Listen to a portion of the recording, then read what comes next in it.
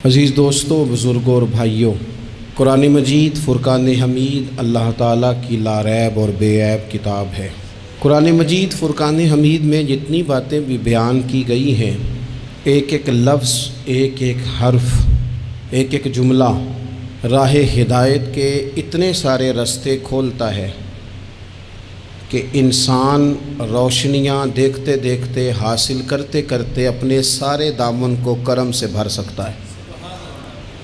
قرآن مجید نے بعض چیزیں ایک دفعہ بیان کی، بعض کو 2 دفعہ بیان کیا، لیکن بعض چیزیں قرآن پاک میں ایسی ہیں جسے بار بار بیان کیا گیا۔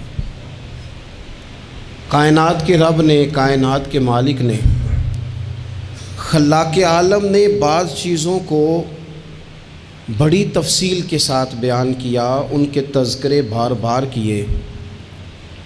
اسی طرح بعض شخصیات، بعض انبیاء کرام علیہم السلام ایسے ہیں جن کی حیات مبارکہ کو قرآن پاک نے متعدد جہتوں سے، کئی حوالوں سے بیان کیا، بلکہ اگر میں کہوں کہ ان کی سیرت کے کئی عنوانات قرآن پاک نے مختلف انداز میں بیان کیے تو یہ بات بڑی درست ہوگی۔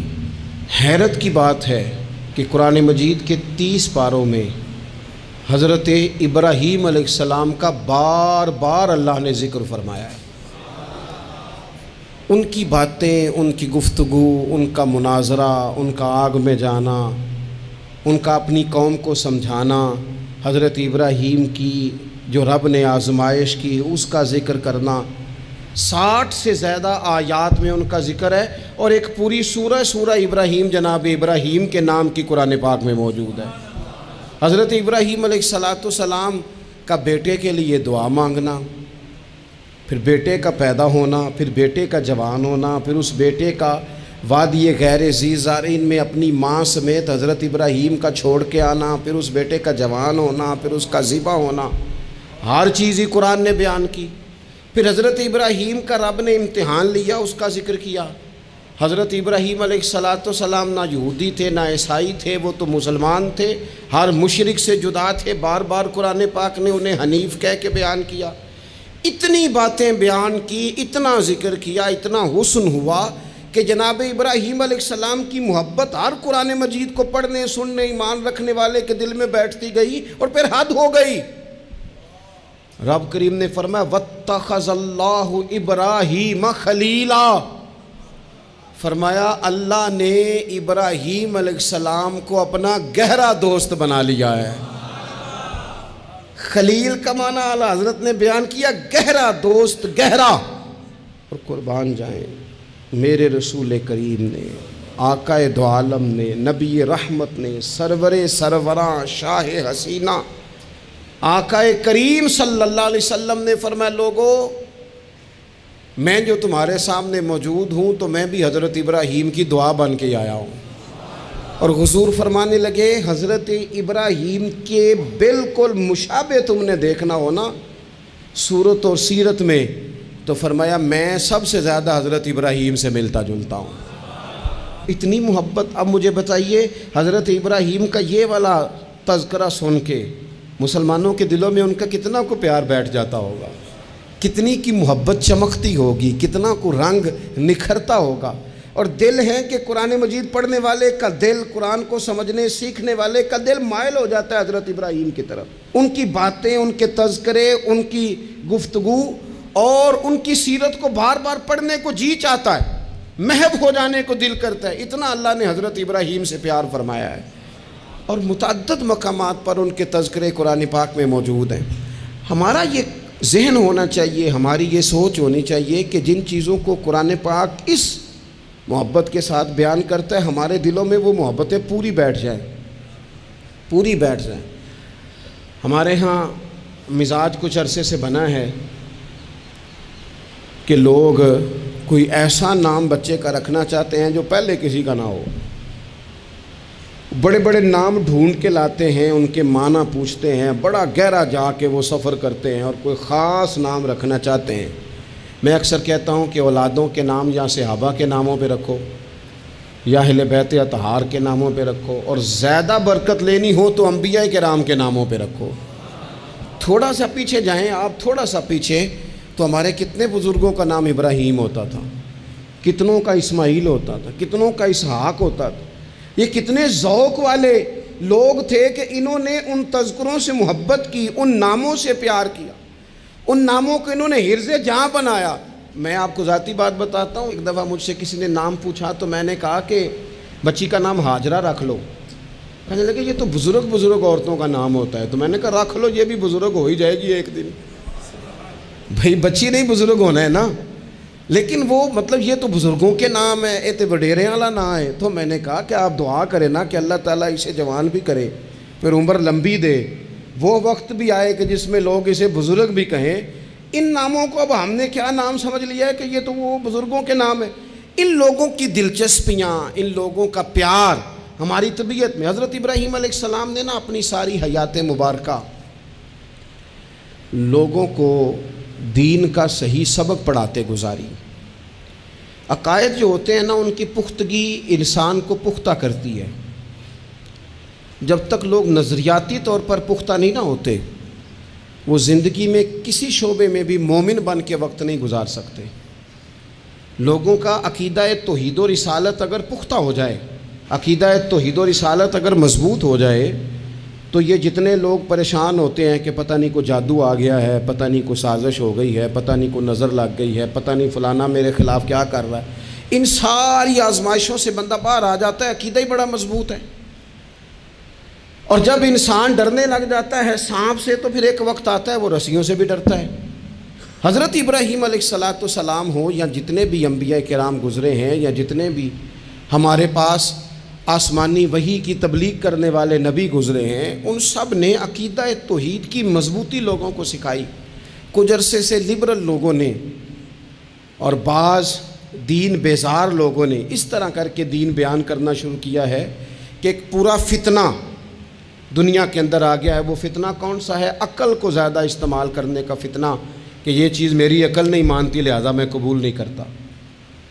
وہ لوگ پھر آہستہ آہستہ دور نکل جاتے ہیں۔ دین اسلام روحانی دین ہے، تو بعض عقلی دلائل جن سے بندے کو پوری طور پر سمجھایا جا سکے، سکھایا جا سکے، حضرت ابراہیم علیہ السلام ان کا بار بار بیان فرماتے ہیں۔ دیکھیں، رب وہ ہوتا ہے جو حی بھی ہو قیوم بھی ہو۔ رب کی شان یہ ہے نہ اسے نیند آتی ہے نہ اسے اونگ آتی ہے۔ رب کی شان یہ ہے کہ وہ ہر وقت، ہر لمحہ، ہر گھڑی اپنے بندوں کو دیکھتا ہے۔ وہ ہر ایک کی ضروریات سے آگاہ ہے، کسی کو کتنا چاہیے، کب چاہیے، کیا چاہیے، مالک ہر وقت جانتا ہے۔ اللہ تبارک و تعالیٰ اپنے بندے کے سکھ سے، دکھ سے، آزمائش سے، امتحان سے، کامیابی سے، ہر چیز سے آگاہ ہے۔ تو رب ہو بھی وہی سکتا ہے کہ جو اتنی طاقتوں کا مالک ہو۔ حضرت ابراہیم علیہ السلام کے زمانہ مبارکہ میں نا کچھ لوگ ایسے تھے جو چاند کی پوجا کرتے تھے، کچھ سورج کی پوجا کرتے تھے، کچھ ستاروں کی پوجا کرتے تھے۔ اللہ کا قرآن کہتا ہے کہ فلما جن علیہ اللیل، جب حضرت ابراہیم علیہ السلام پر رات کا اندھیرا چھا گیا نا، تو رآ کوکبا، انہوں نے نا تارا دیکھا، قال ھذا ربی، ستارہ دیکھ کے کہنے لگے اسے میرا رب کہتے ہو؟ کیا یہ رب ہے؟ فلما افلا، پس جب وہ ڈوب گیا، قالا لا احب الآفلین، کہنے لگے میں ڈوبنے والوں کو پسند نہیں کرتا۔ چمکتا ستارہ تم نے اسے خدا کہا، اور جب وہ ڈوب گیا تو فرمانے لگے یہ بھی کوئی رب ہو سکتا ہے جو شام کو چڑھے اور سویرے ہو ہی نہ، یہ کیسے رب ہو سکتا ہے؟ جب وہ چڑھا ستارہ تو فرمایا اسے میرا رب کہتے ہو، جب ڈوب گیا تو فرمایا میں ڈوبنے والا، میری سوچ بڑی ہے، میرا معیار بڑا ہے، میں ڈوبنے والوں کو مانا، اسے کیسے خدا مان لوں جو ڈوب ہی جائے؟ پھر کیا ہوا؟ فلما رأى القمر، پھر انہوں نے چاند دیکھا، بازیگن چمکتا ہوا، قال ھذا ربی، کہنے لگے اسے میرا رب کہتے ہو؟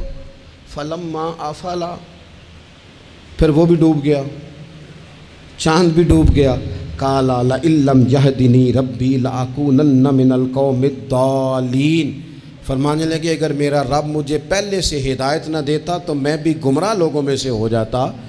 وہ چاند جو رات کو چڑھا اور سویرے ملا ہی نہیں، وہ کیسے خدا ہو سکتا ہے؟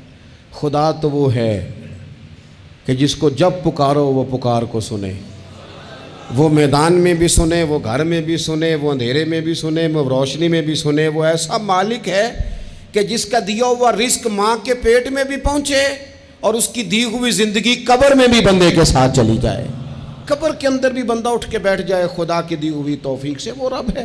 پھر جب سورج کو چمکتے ہوئے انہوں نے دیکھا، قال ھذا ربی ھذا اکبر، کہنے لگے کیا اسے میرا رب کہتے؟ یہ تو بڑا بھی ہے، سورج تو بہت بڑا ہے، اسے رب کہتے ہو؟ فلما افلت، پس جب وہ بھی غروب ہو گیا، قال یا قومی انی بریء مما تشرکون، فرمانے لگے لوگو میں بری ہوں اس سے جو تم رب کے ساتھ شریک ٹھہراتے ہو، میں ان سب سے بری ہوں۔ تو آپ پھر کیا ہیں؟ کہنے لگے انی وجہت وجہی للذی فطر السماوات والارض حنیفا وما انا من المشرکین، کہنے لگے میں نے ہر باطل سے جدا ہو کے اپنا منہ اس رب کی طرف کر لیا ہے جو زمین و آسمان کو پیدا کرنے والا ہے، اور میں مشرکوں میں سے نہیں ہوں۔ میں نے اپنا منہ اپنے رب کی جانب کیا، میں نے اپنی توجہ اس طرف کی ہے جو زمین و آسمان کو پیدا کرنے والا ہے۔ تو حضرت ابراہیم علیہ السلام بار بار اپنی قوم کو نشاندہی کرتے، بتاتے کہ یہ جن چیزوں کو تم رب مانتے ہو یہ اس قابل نہیں ہیں، اور آپ نے اس کے کئی مظاہر بیان کیے، کئی آپ نے ان سے کہا کہ ان بتوں کی پوجا کرتے ہو جو نہ نفع دے نہ نقصان دیں، ان کے سامنے جھکتے ہو، نہ تمہاری آواز سنے نہ بات سنے۔ دنیا میں ڈھیر ساری بت پرستی ہے آج بھی، اور مسلمانوں کو حاجت ہے کہ وہ قرآن مجید کی آیات کو یاد کریں، حضرت ابراہیم علیہ السلام کے ان دلائل توحید کو وہ ازبر کریں۔ اقبال کہنے لگے کہ اگرچہ بت ہیں جماعت کی آستینوں میں، مجھے ہے حکم اذاں لا الہ الا اللہ، اور کہنے لگے یہ دور اپنے ابراہیم کی تلاش میں ہے، صنم کدا ہے جہاں لا الہ الا اللہ، اور بہار ہو کہ خزاں لا الہ الا اللہ۔ ہر مقام پر عقیدہ توحید کو بیان کرنے کی حاجت ہے، اس حوالے سے کہ پوری دنیا میں تیزی کے ساتھ وہ لوگ جو صرف اور صرف اور اپنی عقل کی بنیاد پر چیزوں کو سمجھنا چاہتے ہیں، وہی کی بنیاد پر نہیں، معاذ اللہ۔ وہ دیکھ لیں آپ جگہ جگہ بت پرستی ہو رہی ہے، اور بڑے بڑے پڑھے لکھے لوگ، میں نے میلاد شریف کے موقع پر دوستوں سے کہا تھا کہ ایسا نہیں ہے کہ وہ لوگ پڑھے لکھے نہیں، بڑے بڑے پڑھے لکھے پی ایچ ڈی اسکالر، بڑے بڑے ایم فل کے مقالے لکھنے والے، ماسٹر کی ڈگریاں رکھنے والے ایسے بیوقوف ہیں کہ خود جا کے کہتے ہیں بت خانے میں معاذ اللہ کہ ایک بت دے دو، رنگ یہ والا ہو، وزن اتنا کو ہو، جگہ اتنی ہے، اتنی کو جگہ پہ پھیٹا آ جائے، اور پھر وہ گھر لے کے جاتے ہیں تو مرمت کرانے بھی لاتے ہیں، کہتے ہیں آنکھ نکل گئی دوبارہ لگا دو۔ کیسے بیوقوف ہو، اس کو معاذ اللہ خدا بنائے ہوئے ہو، جس کے بارے میں تمہارا یہ گمان ہے کہ یہ ہمارا رب ہے معاذ اللہ، اور تم اس کو مرمت کرانے لائے ہوئے ہو، اس کا رنگ اتر گیا اور رنگ کرانے لائے ہوئے ہو۔ میں آپ یقین کریں کبھی کبھی محو حیرت ہو جاتا ہوں، میں سوچتا ہوں ہم لوگوں کو محنت کر کے دین حاصل کرنا پڑتا تو بڑا مشکل تھا، بڑے بڑے پڑھے لکھوں کی عقلوں پہ پردے پڑے ہوئے ہیں، یہ تو خدا نے رحمت کی ہے، پیدا ہی اس ماں کی گود میں ہوئے ہیں جس نے پیدا ہوتے ہی کہا بیٹا پڑھو بالغ الغلا بکمالہ کشفت دجا بجمالہ حسنت جمیع خصالہ صلو علیہ وآلہ۔ ہمارے ہاں تو لوریاں ہی حضور کی نعتوں کی، اللہ تبارک و تعالیٰ کی توحید کی ملی، اس پر سجدہ شکر ادا کرنا چاہیے، ورنہ بڑے بڑے سمجھدار کہلانے والے لوگ اڑے ہوئے۔ تو حضرت ابراہیم خلیل اللہ علیہ السلام کو اللہ تبارک و تعالیٰ نے بڑی عظمتوں، رفعتوں، بلندیوں اور شانوں کے ساتھ مالا مال فرمایا، چونکہ ان کا اتنا زیادہ ذکر ہے قرآن پاک کے اندر، احادیث صحیحہ کے اندر، حضور کے مقدس فرامین کے اندر۔ تو حضرت ابراہیم علیہ السلام کی سیرت مبارکہ ہمیں سیکھنی چاہیے۔ ایک تو قرآن مجید جو ہمیں ان کے تذکرے سناتا ہے، بتاتا ہے، اس پر ہمیں توجہ دینی چاہیے، اور ایک یہ کہ دیکھنا چاہیے کس چیز کے اوپر زیادہ ان کا مزاج تھا۔ تو حضرت ابراہیم علیہ السلام کی زندگی میں ایک بات بڑی خاص ہے، وہ یہ ہے کہ ان کا توکل بڑا مضبوط تھا، بھروسہ بڑا مضبوط تھا۔ ہمارے ہاں ٹوٹتے بکھرتے لوگوں کے خیالات، اور جس چیز سے سب سے زیادہ لوگ پیچھے ہٹتے جا رہے ہیں معاذ اللہ تعالیٰ. وہ یقین کی کمزوری ہے، عدم اعتماد. یعنی آپ نے سوٹ پہن لیا ہے، آپ نے اپنی مرضی کا رنگ پسند کیا ہے، آپ نے اپنی مرضی کے درزی سے سلوایا ہے، آپ نے اپنے طریقے سے اسے استعمال کیا ہے، لیکن پھر بھی آپ چاہتے ہیں کہ ہر بندہ کہے بڑا اچھا لگ رہا ہے، جب تک 100 بندہ نہ کہے طبیعت مطمئن ہی نہیں. سارے نہ جب تک کہے مان. کسی ایک نے کوئی بات کر دی تو جناب ہو سیانا بیانا نوجوان پڑھا لکھا وہ کہتا ہے پتہ کرو میں ٹھیک نہیں لگ رہا. تو آپ چھوڑ دیں، اتنے کمزور ہو جائیں گے آپ. یہی حال اللہ ماشاءاللہ خواتین کا ہے.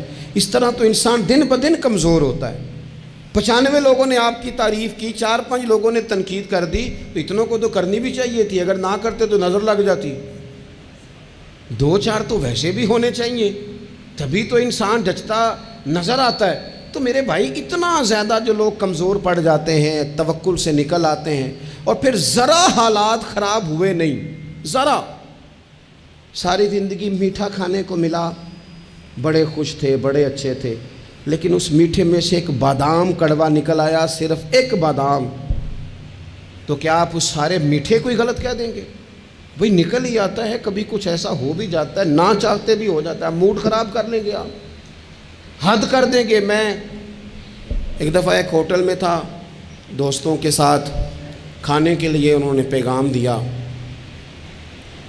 تو پلیٹ آ گئی کھانے والی، تو تھوڑی صاف نہیں تھی، تو صاحب نے تو جلال شروع کر دیا. وہ ویسٹ کوٹ سیدھی کرتے جائیں اور کہیں ہو تمہیں پتہ ہی کوئی نہیں، پیسے کس بات کے لیتے ہو، بلاؤ مینیجر کو، بلاؤ فلانے کو، حد نہیں کرتے نہیں. تو باقی سب انہیں سمجھا رہے تھے تو میں ہنس رہا تھا. وہ آ گئے بیچارے، تو میں نے ان سے کہا آپ جائیے، اللہ تعالیٰ خیر کرے گا، ہم ان کو راضی کر لیتے ہیں. بات مکمل ہوئی تو مجھے کہنے لگے آپ جو ہنسے ہیں اس سے مجھے غصہ آیا ہے. میں نے کہا آپ کو غصہ ہی دلانے کے لیے میں ہنسا تھا.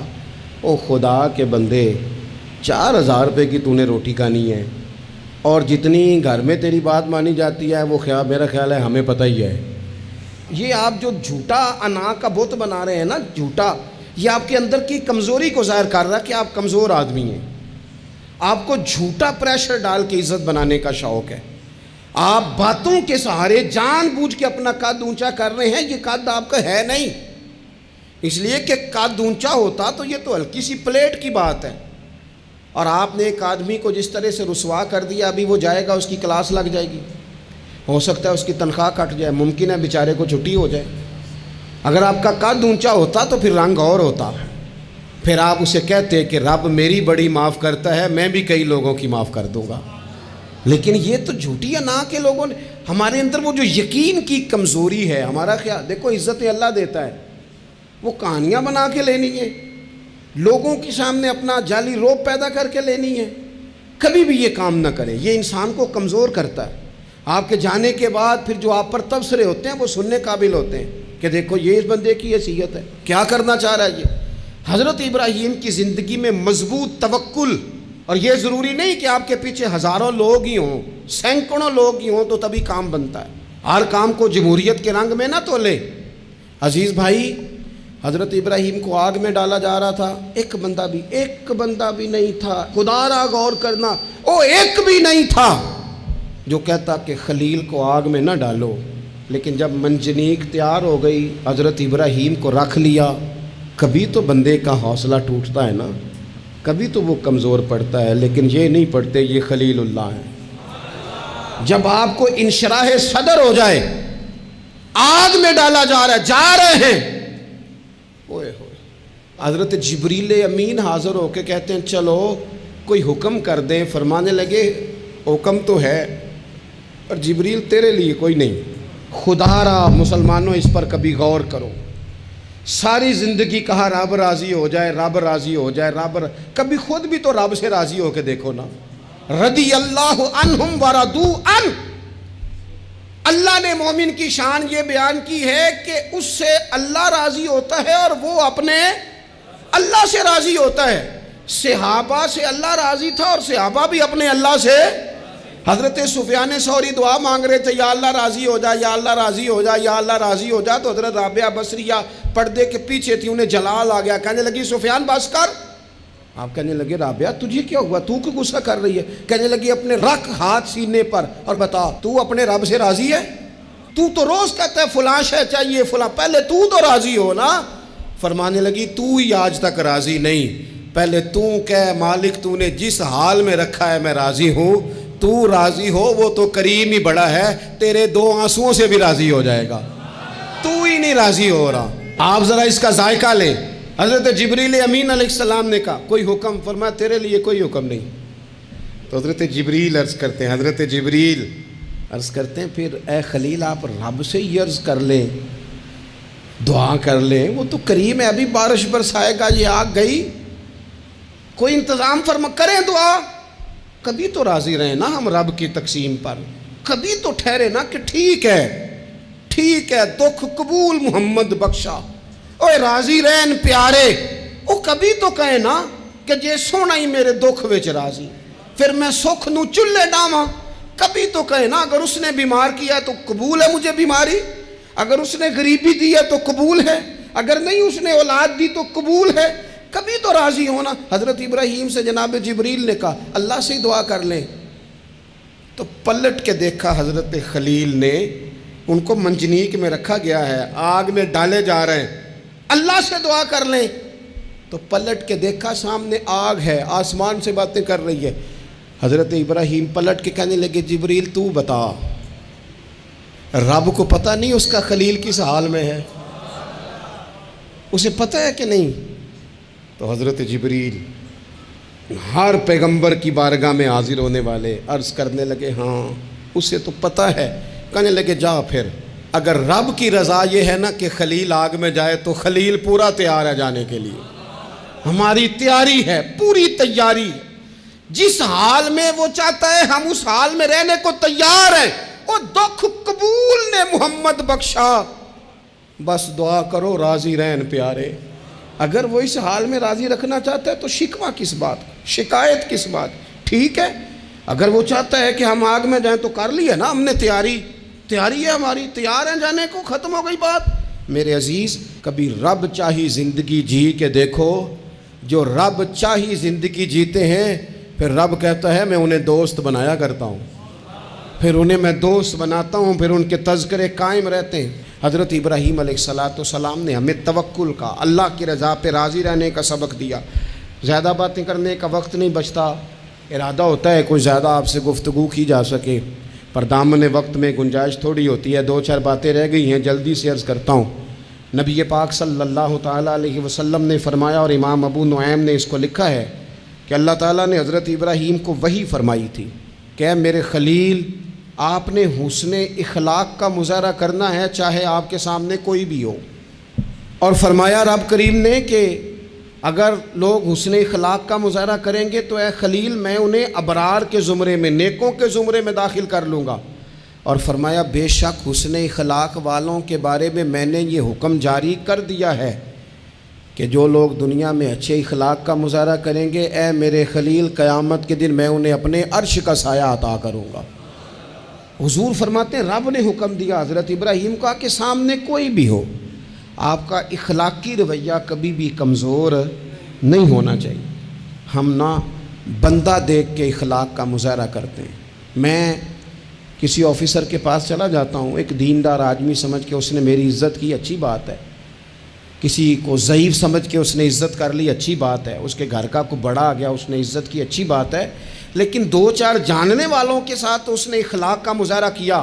لیکن اگر ایک غریب آدمی آ گیا اس کے سامنے اور اس نے کہا کہ آپ اس وقت ہی آ گئے، چھٹی کا ٹائم ہو گیا ہے، کھڑا کیے رکھا، بات ہی نہیں سنی، تو اب یہ بندہ با اخلاق نہیں، یہ تعلق نبھا رہا ہے، اخلاق کا مظاہرہ نہیں کہا۔ وہ مجھے کیوں با اخلاق لگا، آپ میں سے کچھ لوگوں کو کیوں لگا کہ ہمارا تعلق تھا۔ جو اخلاق والے لوگ ہوتے ہیں نا ان کا مزاج اخلاق والا ہوتا ہے، وہ جو کوئی جاننے والا ہو یا نہ جاننے والا ہو، امیر ہو یا غریب ہو، اپنا ہو یا بیگانہ ہو، وہ چونکہ بندے با اخلاق ہوتے ہیں تو ان کا رویہ سب کے ساتھ ہی، حتیٰ کہ دروازے پہ جو خیرات لینے آئے اس کے ساتھ بھی ان کا رویہ اخلاق والا ہی ہوتا ہے۔ حضور فرماتے رب نے حضرت ابراہیم سے کہا کہ سامنے کوئی بھی ہو اے میرے خلیل آپ نے ہمیشہ مظاہرہ اخلاق کا ہی کرنا ہے، حضرت ابراہیم علیہ السلام کی زندگی میں ایک بات اور بہت زیادہ تھی، وہ تھا مقام تسلیم و رضا، ہر وقت بات ماننا، اپنے رب کی رضا کی ہر بات۔ ایک لفظ آپ بڑے ذوق سے پڑھا کرتے تھے، حسبنا اللہ و نعم الوکیل، کہتے تھے میرا رب ہی میرے لیے کافی ہے اور وہ بڑا ہی کارساز ہے۔ میں نے اپنے مالک کی ہر بات کو ماننا۔ اللہ نے جو والا حکم حضرت خلیل کو دیا نا، اسے سونا کر کے صحیح کر کے۔ ہمارے ایک استاد تھے، وہ کہا کرتے تھے اپنے شاگردوں کو، کہتے تھے پتر لولے لنگڑے کام نہ کریا کرو۔ استاد جی کیا مطلب؟ وہ کہتے تھے کام تانگ ہو کے بھی ہو ہی جاتا ہے اور خوش ہو کے بھی ہو ہی جاتا ہے، چہرے پہ شکن ڈال کے بھی ہو جاتا ہے، راضی ہو کے بھی ہو۔ استاد کو ستا کے بھی سبق سنائی دینا ہے اور خوش ہو کے بھی، تیاری کر کے بھی۔ والد کی بات ماننی ہے، اماں نے کام پہ بھیجا مان تو لینا ہی ہے، لیکن پہلے کہنا ہے آپ بڑے کو کہتے نہیں، ساری ذمہ داریاں میری ہیں، ہر بوجھ میرے اوپر ہے، ڈیوٹیاں ساری میں نے ہی کرنی ہیں، فلانا ایسے ہے فلانا ایسے ہے۔ میں نے خانقاہوں آستانوں پہ شاگردوں میں دیکھا ہے، لوگ شرطیں رکھ کے فرما برداری کرتے ہیں، شرطیں رکھ کے کہتے ہیں پہلے میری مرضی کے مطابق نظام ہو تو پھر میں آستانے کا استاد خانے کا فرما بردار ہوں، کیونکہ میری مرضی کا نہیں لہٰذا میں فرما بردار۔ یہ لولا لنگڑا نظام ہے۔ جو نظام ہوتا ہے تسلیم و رضا کا، اس میں بندہ بس کام جو کرتا ہے تو ہنس ہنس کے کر لیتا ہے، پھر بڑا تھکاوٹ والا کام بھی ہو بندہ ہنس ہنس کے کرے تو اسے وہ کام بوجھ محسوس نہیں ہوتا، اس کو صحیح کر کے کریں۔ حضرت ابراہیم کی زندگی مقام تسلیم و رضا والی۔ تیسری بات، حضرت ابراہیم علیہ السلام کی زندگی میں جو بہت زیادہ ہے نا، وہ پتہ کیا ہے؟ حضرت ابراہیم مہمان نواز بڑے تھے، سخی بڑے تھے۔ حضرت ابراہیم علیہ السلام کے بارے میں نبی پاک صلی اللہ تعالیٰ علیہ وسلم نے فرمایا، سب سے پہلے جس بندے نے کسی کی مہمان نوازی کی تھی نا، وہ حضرت ابراہیم علیہ السلام ہے۔ اس کا ایک معنی علماء نے یہ بھی اس حدیث کا بیان کیا کہ جس نے سونی کر کے، مسجہ کر کے، خوبصورت کر کے، تیار کر کے، عزت کے ساتھ، آنر کے ساتھ کسی مہمان کو سب سے پہلے کسی نے اس اہتمام سے کھانا کھلایا، وہ حضرت ابراہیم علیہ السلام ہے۔ زبردست مہمان نواز تھے، زبردست۔ اپنے گھر کے 4 دروازے بنائے ہوئے تھے، 4، اور فرماتے تھے میری خواہش ہے کہ چاروں طرف سے مہمان آئیں، روٹیاں پکتی رہیں، دنیا کھاتی رہے، دنیا آوے کھا کھا جاوے، راضی ہوئے بلا، آئیں لوگ کھائیں، یہ میری خواہش ہے۔ روٹی کھلاؤ، روٹی کھلاؤ، روٹی کھلاؤ، لنگر کھلاؤ۔ حضور صلی اللہ علیہ وسلم سے پوچھا گیا یا رسول اللہ بہترین مسلمان کون ہے؟ تو حضور نے فرمایا جو سلام لینے میں پہل کرے اور کھانا زیادہ کھلائے، کھانا کھلائے، جو جس کا مزاج ہو کھانا کھلانے کا، طبیعت ہو کھانا کھلانے۔ حضرت ابراہیم علیہ السلام اتنی مہمان نوازی کرتے کہ نبی پاک صلی اللہ علیہ وسلم نے فرمایا یہ ترغیب و ترہیب میں موجود ہے۔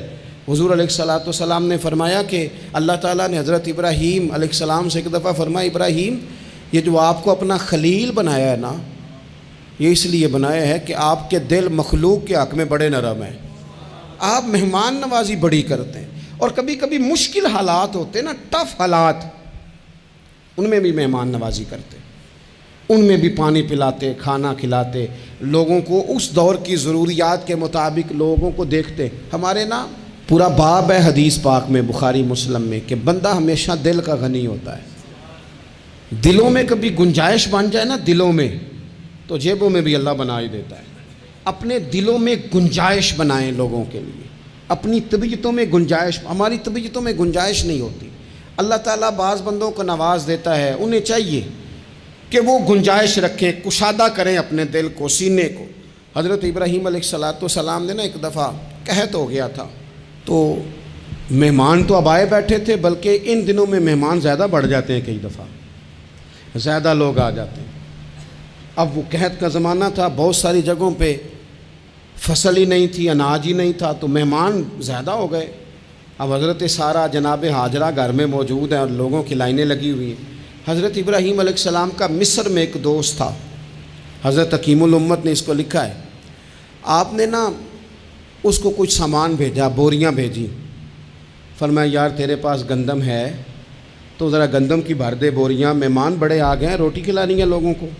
حضرت ابراہیم نے وہ چند बोरियां अपने उस मिस्री दोस्त की तरफ भेजी कि गंदम की भर दो, मेहमान ज़्यादा आ गए हैं तो यहाँ तो कहत है। अब वहाँ जब गए लेने के लिए खुदाम ऊँट लेके बोरियां लेके, तो उसने कहा जी गल्ला तो यहाँ भी ख़त्म हो गया है, अब ये खाली बोरियां लेके वापस आ रहे हैं। अब इन जाने वाले खुदाम को भी पता था, जो करीब रहने वाले होते हैं वो खानकाहों के, आस्थानों के, मदारस के, मराकज़ के मिजाज से भी आगाह हो जाते हैं। उनको पता था कि अब मेहमान तो बैठे हैं बीसियों, दर्जनों, सैकड़ों, तो सबको पता है कि भाई गंदम आ रही है, मिस्र से आना है तो खाना मिलना है। अब बोरियां जब खाली आएंगी तो बड़ा मसला बन जाएगा, उनके तो दिल कमज़ोर पड़ जाएंगे। उन्होंने कहा कि तसल्ली देते हैं, इनको तसल्ली देते हैं। रस्ते में ना कुछ रेत बोरियों में भर ली ताकि फौरी तौर पे देखने वाले परेशान ना हों।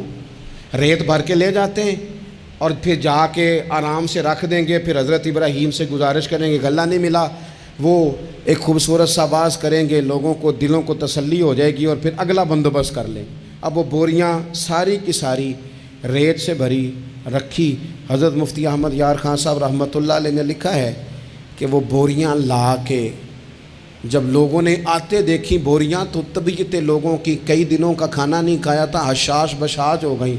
बच्चे, बूढ़े, बीमार, सभी के दिल तसल्ली में आ गए कि आज खाना मिलेगा। बोरियां कोने में रख दी। हज़रत इब्राहीम आराम फरमा थे कहीं, या किसी ज़िक्र व फ़िक्र की मसरूफ़ियत में मशगूल थे, ज़ाहिरन उन्हें बताया ना गया। अब वो जहाँ गंदम रखी जाती थी वहाँ जाके वो रेत की बोरियां रख दी। वो खुदाम वहाँ से हट गए चूँकि वो घर का हिस्सा था।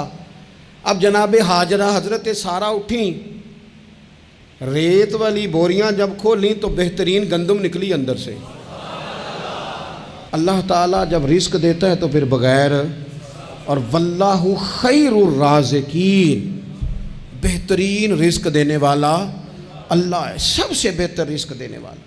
वो खोला, उनको बेहतरीन गंदम निकली। उन्होंने फ़ौरन कनीज़ें जो थी उनको बुलाया, गंदम पीस ली गई। उसी वक़्त खाना पकने लगा। हज़रत इब्राहीम तशरीफ़ लाए, खाना चल रहा है, लोग लंगर खा रहे हैं। अब वो खुदाम भी परेशान थे कि भाई हम तो लाए थे रेत, ये गंदम कैसे आ गई। हज़रत सारा और जनाब हाजरा करीब आई तो ख़वातीन बाज़ोकात घर वालों को गाइड करती हैं कि ये वाली सब्ज़ी बड़ी अच्छी थी, ये वाले चावल बड़े अच्छे हैं, ये जो गंदम आप लाएँ ये बड़ी अच्छी है। तो वो थोड़ी सी गंदम हाथ में पकड़ी जनाब हाजरा ने, जनाब सारा ने, हज़रत इब्राहीम के सामने करके कहा, ये जो आपका मिस्री यार है ना, ये जो मिस्री यार ने गंदम भेजी है ना, मिस्री यार ने, क्या बात है, खुशबू भी आला है, पकाने में भी अच्छी है, 2 लुक़मे रोटी के चके हैं, जायका भी कमाल है, ये जो आपका मिस्री यार है। हज़रत इब्राहीम कहने लगे चुप कर जा, ये मिस्री यार ने नहीं भेजी, ये मेरे अर्शी यार ने भेजी है। वत्तख़ज़ल्लाहु इब्राहीम खलीला, वो जिसने कहा है ना हमने इब्राहीम को गहरा दोस्त बना लिया है, ये उसने भेजी हैं। उसको पता था कि जनाब खलील ने कोई ज़ात के लिए नहीं मंगाई, उसी की मखलूक के लिए मंगाई है। तो ये अर्शी यार ने भेजी हैं, अर्शी यार ने। और फरमाया जब अर्शी यार भेजे तो फिर किसी किस्म की कोई कमज़ोरी बाकी रहती नहीं है। अपनी ज़िंदगी हज़रत इब्राहीम ने सारी मकाम तस्लीम व रज़ा में गुजारी। मेरी आप हज़रात से गुजारिश है, मैं कई जुमों से कह रहा हूँ, इसलिए कह रहा हूँ कि मेरे पास लोग आते हैं दुआओं के लिए, कह देते हैं अच्छा आदमी जान के, लोग बड़े परेशान हैं, गरीबी, कमज़ोरी, महंगाई, इसके अलावा भी कुछ आजमाइश रहती है लोगों पर। हर आदमी ही मेहनत करता है, लेकिन ज़रूरी नहीं सब की मेहनत बारावर भी हो। अल्लाह ताला ने बाज़ लोगों को बाज़ का ज़रिया बनाया होता है, दिलों को कभी तंग ना करें, तबीयतों में कभी तंगी पैदा ना करें। और सबसे ज़रूरी बात जो इस सारी गुफ्तगू के बाद आपसे अर्ज़ करनी है, दुनियादारों से उम्मीदें ना लगाएं। गरीबों से, कमज़ोरों से अर्ज़ करूँगा कि उम्मीदें, ज़रिया दुनियादार बनेंगे लेकिन वो भी जब रब चाहेगा। अपनी उम्मीदें अपने रब करीम से वाबस्ता करें, इसलिए कि रब जब बंदोबस्त करता है तो फिर बग़ैर हिसाब किताब भी करता है, वो सबसे बेहतरीन एहतमाम करता है। अपनी सारी आरज़ुओं का, सारी उम्मीदों का, सारी ख्वाहिशात का मस्कन अपने मालिक की ज़ात गिरामी को बनाएं। अल्लाह तबारक व तआला जब अपने बंदों को नवाजेगा تو بڑے کرم سے، بڑے فضل سے، بڑی عطا سے نوازے گا۔ اللہ کریم ہمارے لیے عمل کا رستہ آسان کرے۔ آخر دعوایا ان الحمد للہ رب العالمین۔